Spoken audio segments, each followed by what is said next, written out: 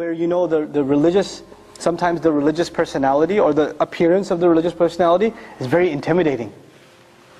It's hard to talk to them. It's hard to be, you're scared to be around them because you know they're going to talk down to you about something. Right? You're afraid of them. A lot of times sisters that wear hijab, sisters that don't wear hijab, they cross the street and go the other way. Oh, there she comes again, hijab police. Right? She's going to tell me something. She's going to say something. Make me feel bad. Right? Now on the one hand that's paranoia, but on the other hand sometimes it is true. There are people that are very condescending to others. They're arrogant towards others. Tell me this. Weren't you a party animal not too long ago? And when people try to tell you about it, how did you behave towards them? Did you forget where you came from? How far Allah brought you? Right? People forget that. People forget where they used to be and where Allah brought them. And then years later they see someone who's a party animal and say, Astaghfirullah, how could you be like that? Where were you? That guy should remind you of yourself. You were exactly like that. So you should remember Allah's favor upon you. وَكُنْتُمْ عَلَى شَفَا حُفْرَةٍ مِّنَ النَّارِ. You used to be at the very edge of the fire. فَأَنْقَذَكُمْ مِنْهَا. He pulled you out of it. And it's in that ayah Allah says, فَأَلَّفَ بَيْنَ قُلُوبِكُمْ. Right? The same ayah. He put love between your hearts. To have love between your hearts, you have to remember you used to be at the fire's edge yourself. And you got pulled back, and it wasn't because of you. It's not because you're a really smart person, and that's why you deserve to be pulled back. Whose favor was it to you? It was Allah's favor to you. How dare you look at somebody else and think like that? Right? This arrogance is a horrible thing. It'll wipe out all the goodness out of you. It'll wipe all the goodness out of you.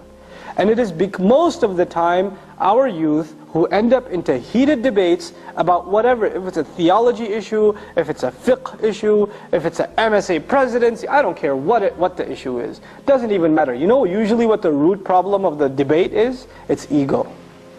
It's a big ego. That's all it is. People talking about scholars like they're talking about some athlete. You know, that guy, I don't like him. I don't like what he says. Excuse me?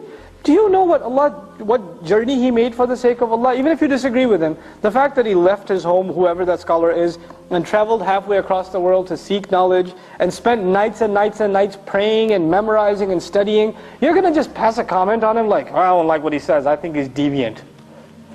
How dare you? What have you done? What puts you in that position to be able to say that?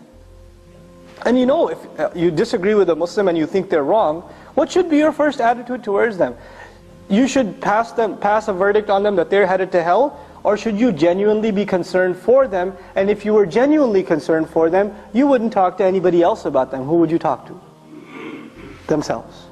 You would go and talk to themselves. If that was sincerity in you, you would address your concerns to them, not to anybody else.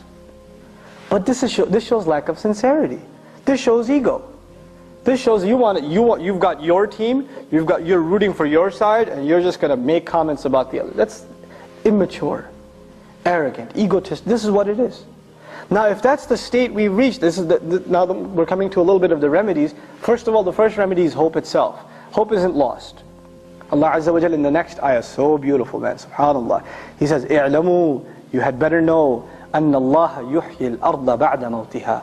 Allah gives, no doubt that Allah gives life to the earth after it had died. Allah was talking about the hearts in the previous ayah. What's He talking about now? Giving life to the earth. Allah is telling you, if Allah can bring life out of the dead earth, He can give life to your heart again. Your heart can become soft again. It's not beyond hope. قَدْ بَيَّنَّا الْآيَاتِ لِقَوْمٍ يَعْقِلُونَ وَلَعَلَّكُمْ تَعْقِلُونَ. We're clarifying the miraculous signs so you can understand. You get the point? There is hope for you. You can get your heart cleansed. It is possible.